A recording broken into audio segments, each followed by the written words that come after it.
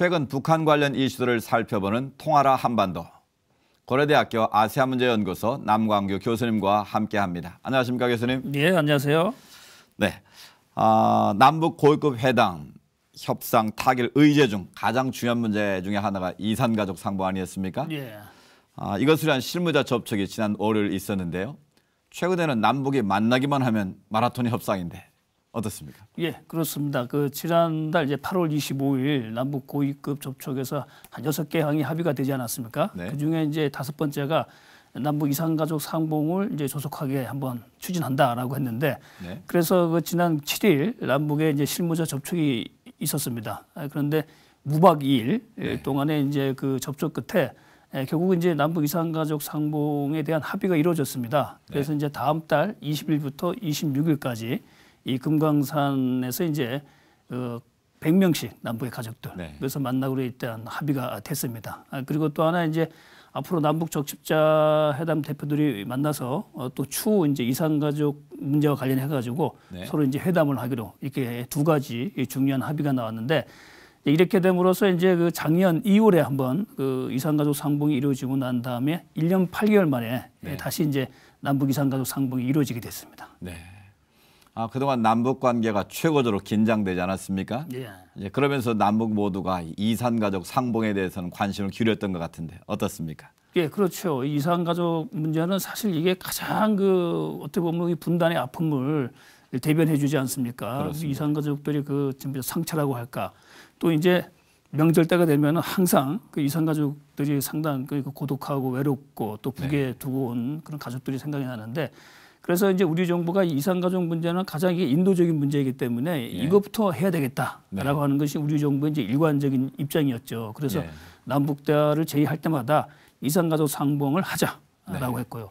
반면에 북한은 이제 이 이산가족 문제를 가지고 어떤 인도주의적 사안으로 보지 않고 하나의 정치적 사안으로 보기 때문에 북한의 어떤 체제 유지나 아니면 어떤 남북 대화에서 좀 남측으로부터 좀 유리한 것을 이끌어내기 위한 수단으로서 이렇게 이산가족 상봉을 그동안 또 이용해왔기 때문에 이 접점이 잘 마련되지 않았죠. 그러다가 이제 이번에 사실은 지난달 지뢰 도발로 인해서 이게 형성되어진 남북 간의 어떤 긴장, 군사적인 대치 이런 상황이 이제 고위급 접촉을 통해서 해소되어지면서 사실 이제 우리 정부가 이제 북한에 대해 가지고 그동안 강력하게 요구했던 이산가족 상봉 이런 부분이 이제 북측에서도 수용이 되어져 가지고 이번에 이제 실무 합의가 열렸고 이제 다음 달에 이제 상봉이 이루어지게 된 것이죠. 그렇군요. 하여튼 이산가족 상봉을 바란 남과 북의 입장은 좀 다르군요. 예, 그렇죠.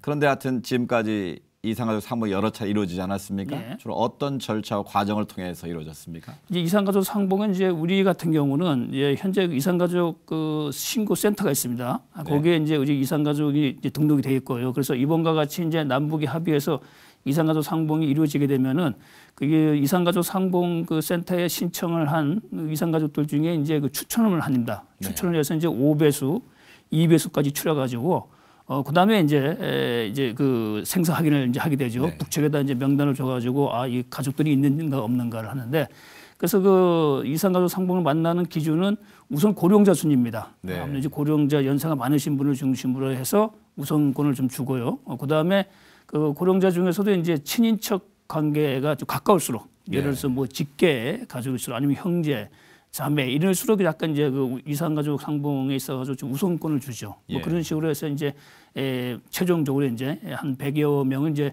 선발을 하고, 그래서 예를 들어서 금강산 면회소와 같은 데서 이제 만나게 되죠. 만나면 보통 이제 처음 만나가지고 단체 상봉이 이루어집니다. 남북의 가족들이 이제 단체로 이제 만나서 하게 되고, 그리고 이튿날에는 이제 개별 상봉, 각 가족들끼리 만나서 개별 접촉을 하게 되고, 그리고 이제 마지막 날에 다시 이제 전체 상봉이 이루어지게 되는 거죠. 그 가운데 이제 전체적으로 만찬 식사하는 기회도 있고, 또 둘째 날에 이제 개별 상봉했을 때는 또 가족들끼리 식사하기도 하고요. 또 이제 마지막에는 전체 만찬을 하게 되고, 크게 이제 이렇게 이루어지는데, 이 반면에 이제 북한의 이산가족들은 이렇게 명단이 오고 가게 되면은 북측에서 이제 한 100여 명의 이산가족을 이제 선발하죠. 선발을 하면 보통 지금까지 보게 되면 한 달 동안 합숙 훈련을 합니다. 예. 그래서 우리 남한이 이산가족을 만날 때 어떤 얘기를 해야 되고 뭐 어떤 얘기는 하지 말아야 되고 그래서 어떤 얘기를 하라고 했을 때는 주로 이제 뭐 북한이 잘 산다, 체제가 좋다, 체제 선전, 예, 뭐 우리 지도자가 아주 그 위대하다, 뭐 네. 이런 걸 가지고 이렇게 하도록 이제 한 달 정도 이제 훈련을 하죠. 그런데 이 한 달 동안 그렇게 되면 합숙 훈련을 하게 되죠. 네. 근데 그게 나중에는 다 그 북한 주민들이 북한 당국에 그 비용을 지불을 해야 됩니다. 예. 그래서 우리하고는 틀리죠. 우리는 그냥 뭐 이산가족 상봉하기 하루 전에 가족들이 만나가지고 간단한 그 소양 교육을 받고 바로 이제 상봉에 들어가게 되는데 북측은 우리에 비해 가지고 이렇게 좀 준비를 많이 하고 특히 사상 교육을 많이 해서 보내게 됩니다. 지금까지 이산가족 하면 분단 이전에 헤어진 가족들을 의미했다면 최근 들어서 이제 탈북한 분이라든지 또 다른 의미의 이산가족도 생각해 볼 수 있을 것 같은데 그렇죠. 어떻습니까? 보통 우리가 이산가족 그러면 1945년 이제 우리가 해방되고 남북이 이렇게 조금 이렇게 좀 분단된 가정 속에서 이제 서로 헤어진 가족들 그리고 이제 6.25 전쟁 이후에 전쟁 때문에 이제 흩어진 가족들 이것이 이제 통상 우리가 이제 이산가족이라고 하는데요. 그 외에도 또 있습니다. 우리 그 국군 포로가 있습니다. 우리 6.25 전쟁 중에 이제 북한에 의해 가지고 포로돼 가지고 이제 북한 지역에 억류되어서 이제 생활을 하는 그 우리 이제 국방부가 현재 생존해 있는 국군 포로가 한 500여 명 정도 추산하고 있는데 이분들도 사실 이산가족이죠. 그리고 또 하나 이제 그동안 이제 북측이 우리 남한 국민들을 또 납치한 적이 있죠. 납북되어진 그런 것도 또 이산가족이 되는 것이고. 그리고 이제 암대로 북한을 탈출해서 이제 남한에 온 북한 이탈 주민 지금 한 2만 9천여 명 되는데 이분들도 어떻게 보게 되면 이산가족이라고 볼 수가 있겠죠. 그래서 이제 우리 정부가 이산가족 상봉을 할 때 앞으로 국군 포로로 좀 만나야 되겠다. 그리고 이제 북한이 하는 그건 납북자들도 만나게 되겠다. 이걸 추진하고 있고요. 근데 이제 이탈 주민 같은 경우는 사실 북한에서 이제 비밀리에 이탈을 했기 때문에 신분이 노출되면은 북한에 남아있는 가족들에게 피해가 가기 때문에 안타깝지만 북한 이탈 주민들은 사실 이산가족 상봉을 공개적으로 할 수 없는 그런 그 또 사연이 있는 것이죠. 그렇네요. 아직 확정된 건 아닌데 이번 이산 상봉이 금강산에 이루어지지 않습니까? 그동안 중단돼 있었는데 다시 재개될 그럴 가능성 보입니까?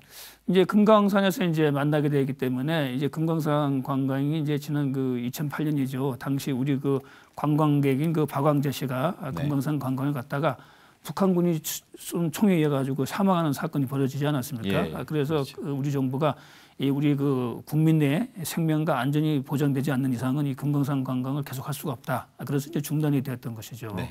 반면에 이제 북한은 그 금강산 관광을 재개를 계속 요구했던 것이고요.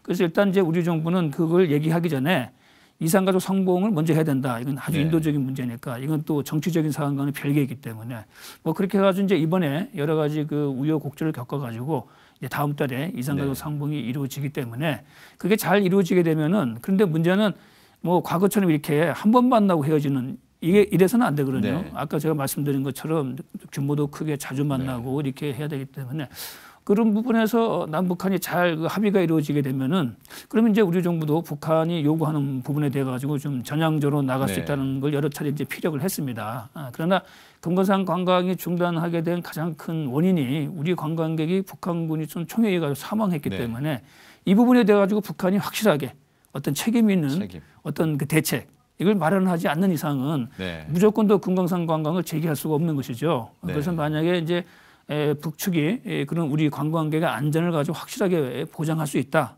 그러면 이제 아마 우리가 그 이산가족 상봉이 성공리에 끝나고 그게 또 이제 확대되어지게 되면은 뭐 그런 흐름을 봐가지고 지금 이제 중단되어 있는 금강산 관광을 재개하는 부분도 북측과 논의할 수가 있는 것이죠. 화해 문화가 잘 진행돼서 모든 게 잘 됐으면 좋겠습니다. 이산가족부터 잘 돼가지고 또 그런 안전장치가 잘 돼서 뭐 금강산 관광 문제도 잘 원만하게 해결됐으면 합니다. 생사 확인을 기다리고 있는 이산 가족들의 마음 얼마나 애가 타시겠습니까? 아무쪼록 합의된 사항들이 잘 지켜지고 무엇보다 이산 가족 상봉이 정례화돼서 그리움으로 살아오신 이산 가족들 마음의 상처를 좀 씻겨드릴 수 있기를 바랍니다. 교수님 오늘 귀한 말씀 감사합니다.